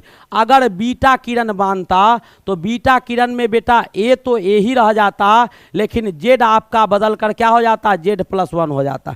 जेड आपका बदल कर क्या हो जाता, तो Z+1 हो जाता। तो ये होगा नहीं। अल्फा रे अगर बनता तो बेटा ए जो है वह A-4 में बदल जाता और जेड जो है वह Z-2 में बदल जाता। और न्यूट्रॉन बेटा जब बनता तो आपका ए क्या हो जाता, घट जाता। ए क्या हो जाता, घट जाता, क्योंकि एटॉमिक मास जो होता है वो number of proton plus number of neutron के मास के बराबर होता है। तो न्यूट्रॉन निकल जाएगा तो यहाँ पर ए बराबर क्या होता है, P प्लस क्या होता है, N होता है। न्यूट्रॉन बाहर होगा तो इसके मास क्या हो जाएंगे, घट जाएंगे। ए आपका घट जाएगा। समझ में आया कि नहीं आया। एक एक क्वेश्चन बेटा तोड़ तोड़ के समझाता हूँ, ऐसे नहीं समझिएगा तो दिक्कत है, ऐसे नहीं समझिएगा तो दिक्कत है। चलिए अगला क्वेश्चन आपके पास देखा जाए। बेटा लाइक करेंगे, नए नए बच्चे चैनल को सब्सक्राइब कीजिए। 4-5 बच्चे दिखाई दे रहे हैं और लाइक बहुत कम है मेरे भाई, जल्दी जल्दी मारो और दोस्तों को शेयर करो। कहो सबको कि चलो शारदा में। कहते हैं कि सब दिन सबको देखा, बेटा अवसर आपको मिला है तो शारदा को भी एक बार देखिए, आजमा को। कुछ नहीं जाता है, कुछ समय तो दे के देखो, ज़्यादा नहीं। शारदा का 10 मिनट का कोई लेक्चर देख के देख लो, उसके बाद कहना कि और जगह से अंतर है या नहीं है। क्या कहता है, जब 100 घन सेंटीमीटर, कितने सेंटीमीटर, तो बेटा 100 सेंटीमीटर क्यूब, 100 सेंटीमीटर क्यूब दिया हुआ है। तो 100 सेंटीमीटर क्यूब, तो 1 सेंटीमीटर क्यूब 1 मिलीलीटर के बराबर होता है। तो 100 सेंटीमीटर क्यूब कितना हो जाएगा? तो 100 मिलीलीटर के बराबर हो जाएगा। यानी कितना लीटर? तो 0.1 लीटर। 1000 से भाग दे दीजिएगा, लीटर है। विलियन दिया हुआ है 5.51 ग्राम NaCl पानी में घोलकर बनाया जाता है। तो विलियन का मोलरता क्या होगा? देखो बहुत ही प्यारा सा क्वेश्चन है, जल्दी बताइएगा क्या होगा। एक बार बताएंगे सारे बच्चे, देखते हैं कितना बच्चा सही जवाब देता है। उसके बाद मैं तो बेटा बताऊंगा ही, बिल्कुल समझाऊंगा। 4 ऑप्शन आपके पास दिए गए हैं। हाँ तो बेटा वॉल्यूम आपके पास पता है, ठीक है। मास भी आपको दिया जा चुका है। मास कितना दिया है? तो मास आपको दिया है 5.85 ग्राम दिया है। नहीं, क्या दिया हुआ है? NaCl। NaCl यानी सोडियम का मास बेटा 23 और क्लोरीन का मास कितना?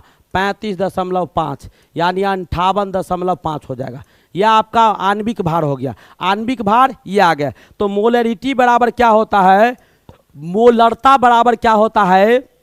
विलय के मोलों का संख्या। तो विलय का यानी किसका? N से नंबर ऑफ मोल हो गया, विलय के मोलों का संख्या, बटा क्या बेटा? तो वॉल्यूम किसका? तो विलियन का। किसका वॉल्यूम? विलियन का। यानी सॉल्यूशन का वॉल्यूम किसमें? लीटर में डाल दीजिए। विलय का मोलों का संख्या क्या होता है? गिवन वेट बट्टा मॉलिक्यूलर वेट, यानी दिया गया भार बट्टा आणविक भार। तो भार कितना दिया गया है? तो भार दिया गया है 5.85 और आणविक भार कितना निकाले हैं? तो 58 आपको 58.5 दिया गया है। और वॉल्यूम कितना दिया गया है? 100 ml दिया है। किस में बदल देना है भाई? तो वॉल्यूम यहाँ पर तो लीटर में मैं ऊपर चेंज ही कर लिया हूँ। यहाँ पर लीटर में चेंज किया हुआ है कितना? तो 0.1। अब आप इसको काट दीजिए। इस दशमलव को उड़ाइएगा, एगो शून्य। इस दशमलव को उड़ाइएगा, 2 शून्य। ये पूरा कट जाएगा कितना बार में? 10 बार में। तो ऊपर क्या आया? 10 और नीचे क्या आया? 0.1। इसको उड़ा दीजिएगा, कितना हो जाएगा?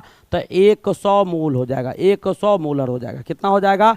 100 के बराबर आएगा। तो आपको दिया हुआ है 1 मोलर 1 मोलर 1 मोलर। इसमें कोई आंसर ही नहीं दिया हुआ है। इसमें आपका कोई आंसर नहीं दिया हुआ है। गौर से देख लीजिएगा भाई। कहीं 1 मिनट रुक जाओ, मैं देख लेता हूँ। 10 आपका दिया हुआ था ऊपर में।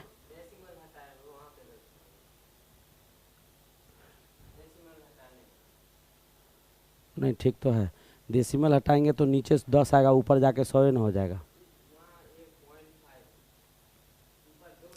अच्छा रुको रुको, 1 सेकंड रुक जाओ तो देख लेते हैं कहीं क्या है गड़बड़। ऊपर में क्या आया? देखो गौर से देखो भाई, गौर से देखो तो देखो गड़बड़ हो रहा है, गड़बड़ हो रहा है, देख रहा है। हाँ ऊपर में बेटा क्या आएगा? तो ये कट गया 10 बार में, ये 10 ठीक है। और नीचे में क्या दिया हुआ है? तो 0.1 दिया हुआ है, ठीक तो है। अब यहाँ से डेसिमल उड़ाओगे तो ऊपर क्या आ जाएगा? एगो 0 आ जाएगा। ऊपर क्या आ जाएगा? एगो 0 आ जाएगा। 580। यहाँ पर डेसिमल उड़ाएंगे तो नीचे 10 आएगा, 10 ऊपर चला जाएगा। चलो आया, कोई दिक्कत? तो बेटा इसमें आपका 5 पॉइंट क्या पूछ रहा था? तो विलियन का होगा। क्या होगा विलियन का? तो मोलरता बेटा जो होगा वो कितना होगा? तो 100 m के बराबर। इधर होगा क्वेश्चन में आंसर, कहीं त्रुटि हो सकता है, उसके लिए दिक्कत नहीं है। ज़्यादा दिमाग नहीं लगाना है, क्वेश्चन सही बन जाना चाहिए। चलिए भाई आगे बढ़ा जाए। नेक्स्ट क्वेश्चन आपके पास क्या है? ध्यान से देखिएगा। अगला क्वेश्चन आपके पास क्या है? क्या कहता है? आवर्त तालिका। क्या दिया हुआ है? आवर्त तालिका के एक ही ऊर्ध्वाधर, ऊर्ध्वाधर यानी क्या बेटा? ऊपर ऐसे वाला ऊर्ध्वाधर के समूह में तत्वों का समानता होता है। क्या होता है वही आपसे पूछा गया। क्या कहता है? इलेक्ट्रॉनिक विन्यास समान होता है, परमाणविक आकार समान होते हैं, समस्थानिक की संख्या समान होती है, और उसके परमाणु के सबसे बाहरी कक्षा, एकदम याद रखेगा, सबसे बाहरी कक्षा में इलेक्ट्रॉन यानी संयोजकता समान होता है। यानी hydrogen, lithium, sodium, potassium, rubidium, caesium, इस सब का वैलेंसी कितना होता है? 1 होता है। यानी ग्रुप नंबर 1 मैंने आपको पढ़ाया है, ग्रुप नंबर 1 दिया हुआ है। Hydrogen, lithium, sodium, potassium, rubidium, caesium और फ्रांसीसियम, इस सब का इलेक्ट्रॉनिक कन्फिग्रेशन क्या आता है? NS1 आता है। नहीं वैसे ही आपका बेरिलियम हो गया, मैग्नीशियम हो गया, कैल्शियम हो गया, ठीक है, और स्ट्रोंशियम, बेरियम, रेडियम, ये दिया हुआ है। तो इसका क्या होगा? इलेक्ट्रॉनिक कन्फिग्रेशन तो बेटा NS2 हो जाएगा। नहीं तो अंतिम में इलेक्ट्रॉन जो होगा, अंतिम कक्षा में जो उसके इलेक्ट्रॉन हो जाएंगे उसकी संख्याएं बेटा समान हो जाएगा। क्या हो जाएगा? समान हो जाएगा। चलिए अगले क्वेश्चन की ओर मूव करते हैं। और आज का हमारा अगला क्वेश्चन क्या है, क्या कहता है, अमोनियम क्लोराइड में विद्यमान बंध है। अमोनियम क्लोराइड नौसादर को कहा जाता है। कहता है कि अमोनियम क्लोराइड में किस किस प्रकार का बॉन्ड पाया जाता है, यानी अमोनियम क्लोराइड में कैसे कैसे बंध पाए जाते हैं, वही आपसे पूछा गया है। कहता है केवल सहसंयोजन, उपसहसंयोजन, आयनिक, उपसहसंयोजन और सहसंयोजन, 3 गो, केवल आयनिक और केवल सहसंयोजन। 4 ऑप्शन आपके पास दिए गए हैं और आपसे पूछा गया है कि किस प्रकार का बंध पाया जाता है। फटाफट जवाब दीजिएगा, फटाफट जवाब दीजिएगा। 2, 4, 5 मिनट का बेटा और भी क्लास होगा, फटाफट जवाब दीजिएगा, जल्दी जल्दी जवाब दीजिए। नए नए बच्चे बेटा चैनल को सब्सक्राइब करेंगे, दिखाई दे रहा है 5-7 बच्चा नया है जिन्होंने नहीं किया है, फटाफट कीजिएगा मेरे भाई। राम राम सर, क्या बात है। सुमित गदरिया, यहां तक किसी भी बच्चे को कोई दिक्कत है या नहीं है? बिल्कुल दिक्कत नहीं होगा। सारे क्वेश्चंस बेटा VVI क्वेश्चंस है, सब टाइप का क्वेश्चन करवाऊंगा, कहीं से कोई कसर छोड़ा नहीं जाएगा, कहीं से कोई कसर छोड़ा नहीं जाएगा, जिससे आगे आपको किसी भी प्रकार का परेशानी हो। आगे बढ़ेंगे तो बेटा इसमें तीनों तरह के बॉन्ड पाए जाते हैं, यानी आयनिक भी पाया जाता है, उपसहसंयोजन भी पाया जाता है और सहसंयोजन भी पाया जाता है। ध्यान से देखिएगा, इसको पहले तोड़ दो, इसको पहले क्या करो, तोड़ दो, जैसे मैं तोड़ रहा हूँ। यहाँ पर हो जाएगा बेटा NH+4 हो जाएगा, यहाँ Cl- हो जाएगा। इन दोनों के बीच में जो बॉन्ड आया वह बेटा आयनिक आया, आयनिक कोवैलेंट आ गया, आयनिक भी हो गया और कोवैलेंट भी हो गया। आयनिक कोवैलेंट यानी आपको आयनिक बॉन्ड भी हो गया और कोवैलेंट भी हो गया, ठीक है। उसके बाद यहाँ पर देखो नाइट्रोजन दिया हुआ और हाइड्रोजन दिया हुआ है। ये जो बॉन्ड आपको दिखाई दे रहा है, ये बॉन्ड जो लाल से दिखा रहे हैं, ये सारे के सारे बेटा शेयरिंग ऑफ इलेक्ट्रॉन से बॉन्ड बना है, शेयरिंग ऑफ इलेक्ट्रॉन से, कोई दिक्कत नहीं ना। अब यहाँ पर इसके बाद एगो और हाइड्रोजन है यहाँ पर, और यहाँ जो ये बॉन्ड बन रहा है यह आपका कोऑर्डिनेट बॉन्ड बन रहा है। कैसा? Coordinate bond. कैसा बॉन्ड बन रहा है? तो कोऑर्डिनेट बॉन्ड बन रहा है। तो यानी ये भी बंधन हो गया, ये भी बंधन हो गया, ये भी बंधन हो गया, यानी सभी प्रकार के। सर क्वेश्चन नंबर 50 का 1 मोलर आंसर होगा, 1 मोलर होगा। अच्छा देख लेते हैं, जो भी हो एक बार चेक कर लीजिएगा, 1 मिनट देख लेता हूँ। क्या दिया हुआ है रे, कैसे कैसे हमसे गलती हो जाता है। 0.01 लीटर दिया हुआ है यहाँ।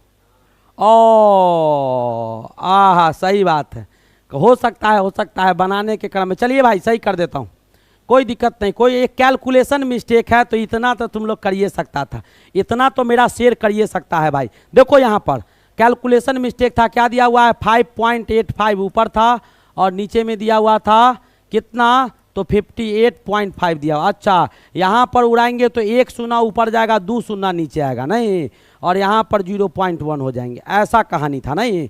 चलिए ये इससे कट गया, ये इससे कट गया, 10 आ गया। अब बेटा क्या आ गया, तो 1/0.1 गुने 10 हो गया नहीं, ये इससे कट गया, कितना आया 1। चलो सही बात, बिल्कुल सही बात है, यानी 1 मोलर होगा, 1 मोलर होगा, मोलर नहीं 1 मोलर हो जाएगा। बी ऑप्शन आपके सही हो जाएंगे। कोई दिक्कत नहीं, हो सकता है भाई, हो सकता है, कोई बड़ा चीज़ नहीं है कैलकुलेशन। चलिए नेक्स्ट क्वेश्चन बेटा आपके पास क्या है, क्या बता रहे थे, वहाँ पर चलते हैं भाई। तो इसमें किस प्रकार के बॉन्ड हो गए, तो सभी प्रकार के आबंध इसमें पाए जाते हैं। अमोनिया में बेटा क्या हो गया, तो सभी प्रकार के आबंध पाए गए। कैसे पाए गए वो आप लोगों ने देखा। तो चलिए बेटा अगले क्वेश्चन की ओर मूव करते हैं। चलिए अगला क्वेश्चन आपके पास क्या है,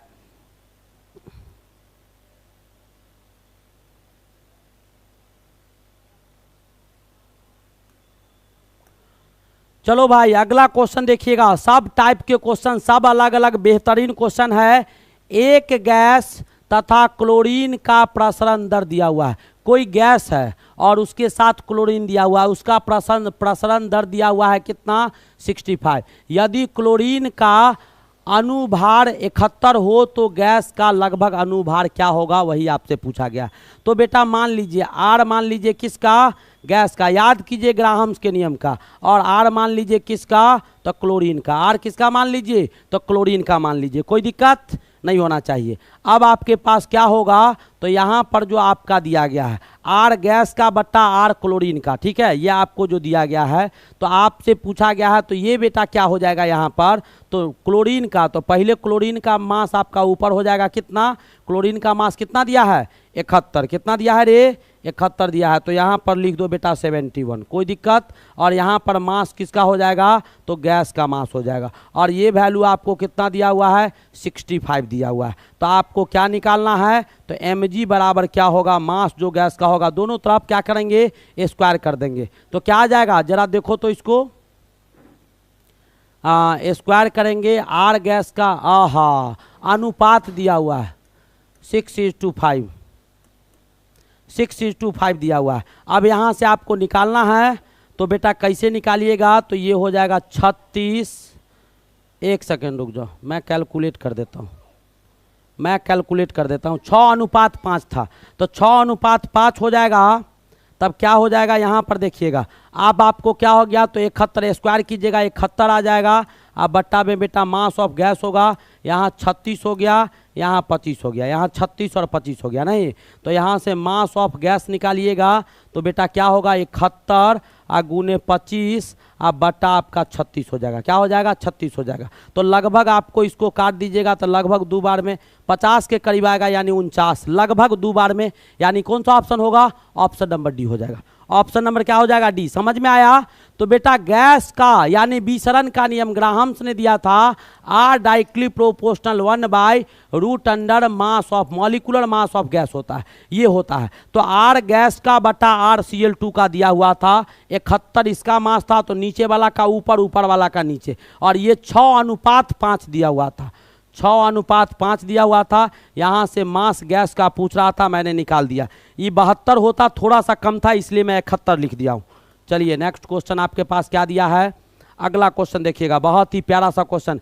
किसी विलयन में हाइड्रोजन आयन का सांद्रता दिया है, हाइड्रोजन आयन का यानी कंसंट्रेशन जो है वो H+ का दिया हुआ है बेटा 0.01 m दिया हुआ है, इसको क्या लिख सकते हैं 10⁻⁻² लिख सकते हैं। अब आपसे पूछ रहा है इस विलयन के हाइड्रोक्साइड आयन का सांद्रता क्या होगा, यही पूछा गया है नहीं। तो हाइड्रोक्साइड का बहुत आसान होता है, बहुत सारे बेटा नए बच्चे हैं, 4-5 बच्चे नए मैं देख पा रहा हूं जिन्होंने चैनल को सब्सक्राइब नहीं किया है, तो बेटा सारे बच्चे लाइक करेंगे, नए नए बच्चे चैनल को सब्सक्राइब कीजिएगा। अब आप जानते क्या है, मैंने आपको पढ़ाया था कि H+ और OH- के सांद्रण का गुणनफल जो होता है 10⁻⁻14 के बराबर होता है। अब आपको यहाँ से OH- का पूछ रहा है, तो OH- बराबर क्या हो जाएगा 10⁻⁻14, और H+ का कितना दिया है 10⁻⁻2, ये ऊपर चला जाएगा तो 10⁻⁻14 आप प्लस में 2 हो जाएगा, यानी 10⁻⁻12 हो जाएगा, 10⁻⁻12 यानी कौन सा ऑप्शन हो जाएगा, ऑप्शन नंबर डी सही हो जाएंगे। ऑप्शन नंबर क्या सही हो जाएगा, कैसे मारते हो टिक करते हो, इतने छोटे छोटे क्वेश्चंस में गलती कीजिएगा, उम्मीद नहीं है, ऐसा नहीं करना है भाई, इतने छोटे छोटे क्वेश्चन में बेटा गलती कीजिएगा तो कहां का रहिएगा। चलो भाई अगला क्वेश्चन, एक और क्वेश्चन आपको आ गया ग्राहम्स लॉ से।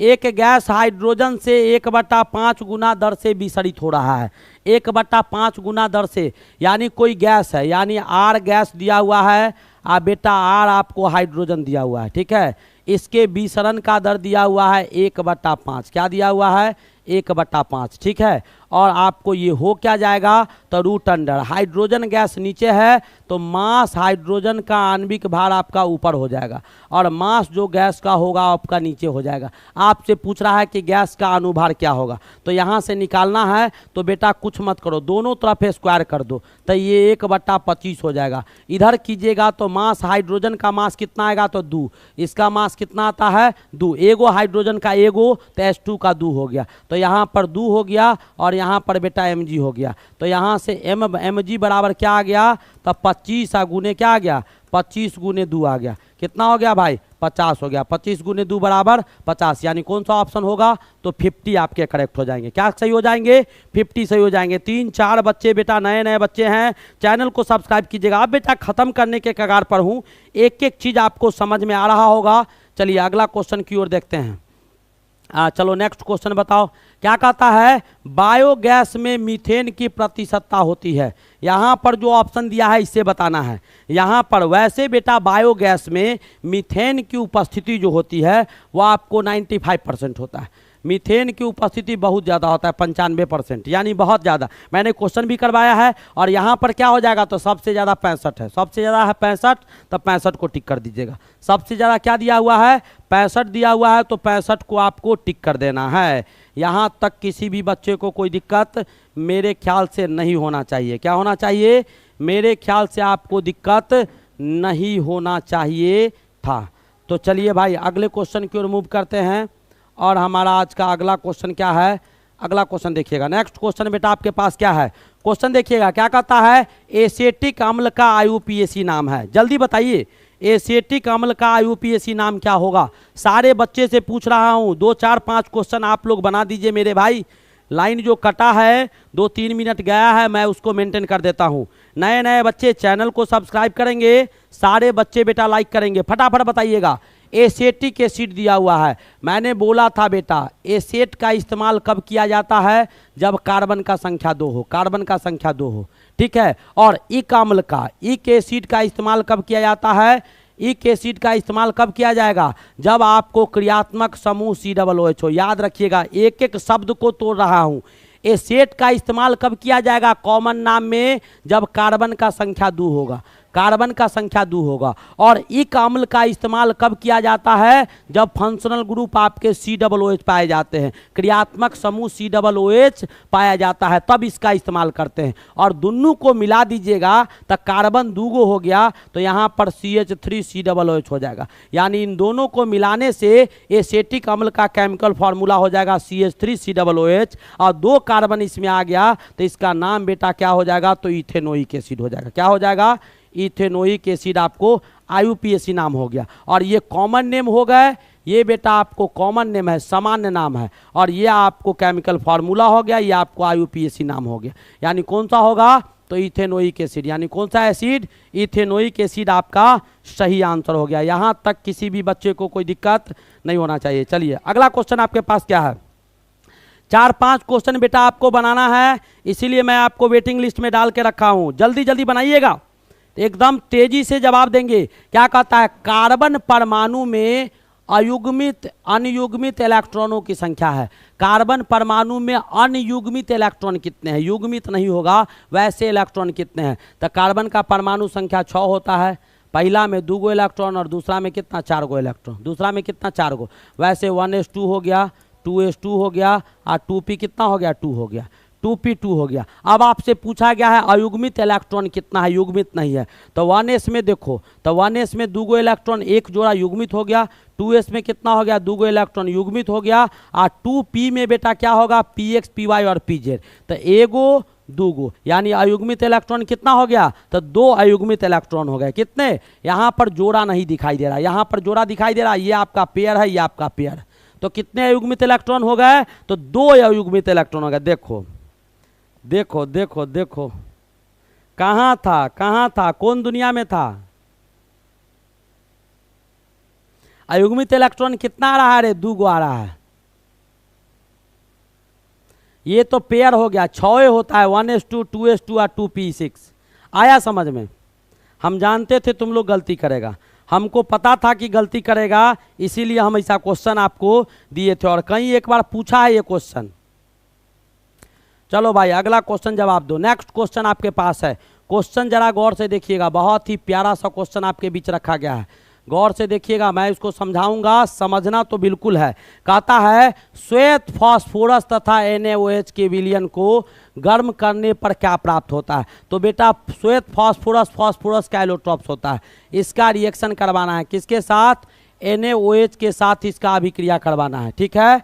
और इन प्रेजेंस ऑफ वाटर करवाइएगा ना, तो आपको बन क्या जाएगा, तो बनेगा बेटा आपको PH3 का फॉर्मेशन हो जाएगा। और क्या बनेगा, तो NaH2PO2 का फॉर्मेशन हो जाएगा। क्या बनेगा, NaH2PO2 का फॉर्मेशन हो जाएगा। तो आपसे पूछा गया है कि श्वेत फास्फोरस का रिएक्शन सोडियम हाइड्रोक्साइड के साथ करवाएंगे तो गर्म किया जाता है, यहाँ पर गर्म करेंगे H2O के उपस्थिति में, तो आपको क्या बनेगा, PH3 का फॉर्मेशन होगा और ये आपको फॉस्जीन कहलाते हैं। क्या कहलाते हैं, यही बेटा फॉस्जीन आपको कहलाता है। तो कौन सा ऑप्शन हो जाएगा, ऑप्शन नंबर ए सही हो जाएंगे। ऑप्शन नंबर ए क्या होगा, आपका 100% सही हो जाएगा। यहाँ तक किसी भी बच्चे को कोई दिक्कत है, नहीं है तो मेरे भाई देखिएगा, नहीं है तो मेरे भाई देखिएगा।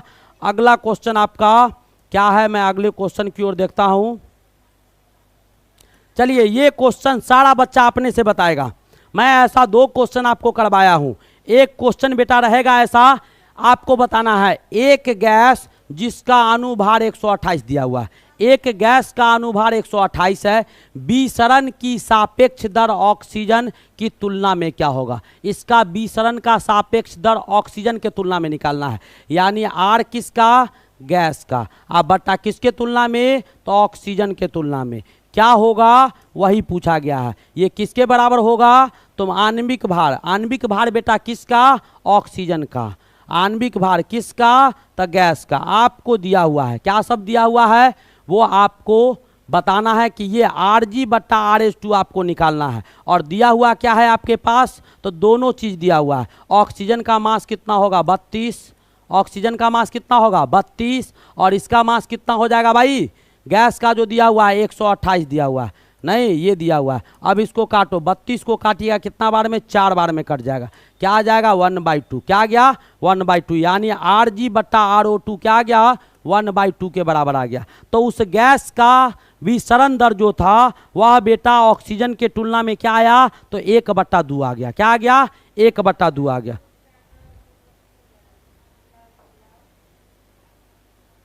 आगे बढ़ा जाए, आगे बढ़ा जाए। नेक्स्ट क्वेश्चन क्या है कि, हाँ देखिएगा, बहुत प्यारा सा क्वेश्चन है। क्या कहता है, निम्नलिखित में से, क्या दिया हुआ है, निम्नलिखित में से कौन सा अम्ल पानी में सबसे अधिक घुलनशील है। पानी में सबसे अधिक घुलनशील कौन सा अम्ल है, वही आपको पूछा गया है। पहला ऑप्शन बेटा दिया हुआ है hydrogen bromide, hydrogen chloride, hydrogen iodide और हाइड्रोजन फ्लोराइड। पानी में सबसे ज़्यादा घुलनशील कौन है, वही आपसे पूछा गया है। 4 ऑप्शन आपके पास रखे गए हैं, फटाफट जवाब दीजिएगा। अब आपका समाप्ति की डगर पर हम लोग बढ़ रहे हैं, जल्दी बताइएगा। आदि VX, आगे बढ़ा जाए, आगे बढ़ा जाए। सारे बच्चे बताएंगे भाई, किसी बच्चे को कोई प्रॉब्लम होगा तो फटाफट पूछेंगे, फटाफट पूछेंगे। पूछने में कहीं से कोई कोताहली आप लोग को नहीं बरतना है, बिल्कुल कोताहली नहीं बरतना है। चलिए आगे बढ़ा जाए। कौन सा ऑप्शन होगा, देखो देखो देखो भाई, फिर गलती, फिर गलती, फिर गलती। क्या बात है, क्या पढ़ते हैं आप लोग भाई। हाइड्रोजन फ्लोराइड जो होगा वह बेटा सबसे ज़्यादा रिएक्टिव होगा, सबसे ज़्यादा क्या होगा, रिएक्टिव आपका हाइड्रोजन फ्लोराइड हो जाएगा। क्या हो जाएगा, हाइड्रोजन फ्लोराइड। चलो अगला क्वेश्चन बताओ, छोटे छोटे क्वेश्चन आपको देता हूँ।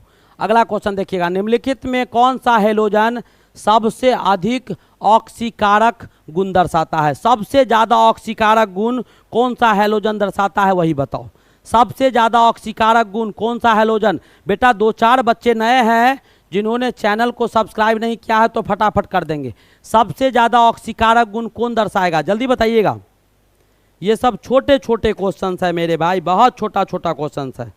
सबसे ज़्यादा कौन, फ्लोरीन। फ्लोरीन का ऑक्सीडेशन स्टेट केवल -1 होता है। क्या होता है, केवल -1 होता है। तो सबसे ज़्यादा आपको कौन दर्शाएगा, फ्लोरीन दर्शाएगा। कोई दिक्कत। चलो ये क्वेश्चन बताओ तो बहुत अच्छा क्वेश्चन है।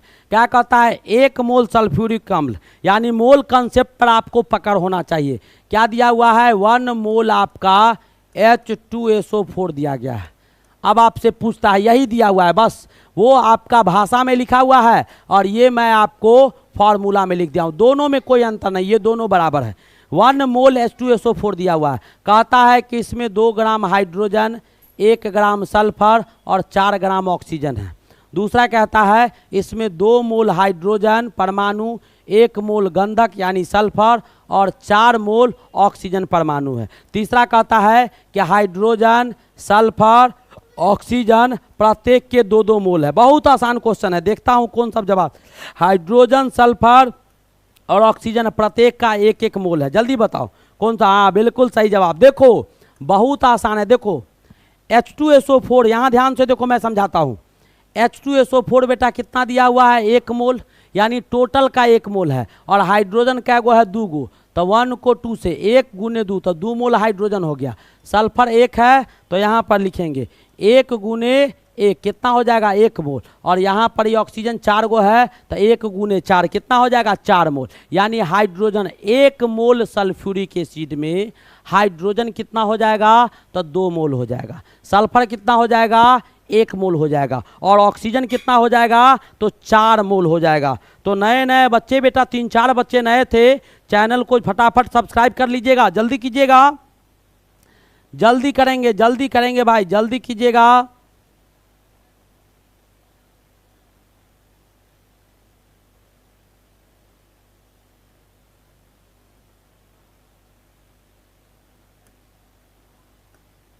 चलिए आपके पास क्या दिया गया है, पदार्थ के ऑक्सीकरण में क्या होता है। ऑक्सीकरण में बेटा क्या सब होता है, मैंने आपको पढ़ाया है। ऑक्सीजन जुड़ता है, हाइड्रोजन बाहर निकलता है, इलेक्ट्रॉन बाहर निकलता है, प्रोटॉन जुड़ता है, इलेक्ट्रॉन निगेटिव तत्व जुड़ते हैं और इलेक्ट्रोपॉजिटिव तत्व बाहर निकलता है। यानी 5-6 तरीका मैंने आपको बताया था। क्या बताया था, पहला तरीका तो बताए थे कि ऑक्सीजन जुड़ेगा और हाइड्रोजन बाहर निकलेगा। दूसरा बताए थे कि इलेक्ट्रॉन को लूज करेगा, प्रोटॉन को गेन करेगा। प्रोटॉन गेन करेगा यानी धात्विक तत्व को जोड़ेगा और धात्विक तत्व को बाहर निकालेगा। चलिए समझ में आ गया होगा, मैं इतना बात बता दिया हूं। अब कहता है पदार्थ द्वारा हाइड्रोजन का ग्रहण करना। आहा, पदार्थ द्वारा हाइड्रोजन का ग्रहण करना होगा, नहीं होगा।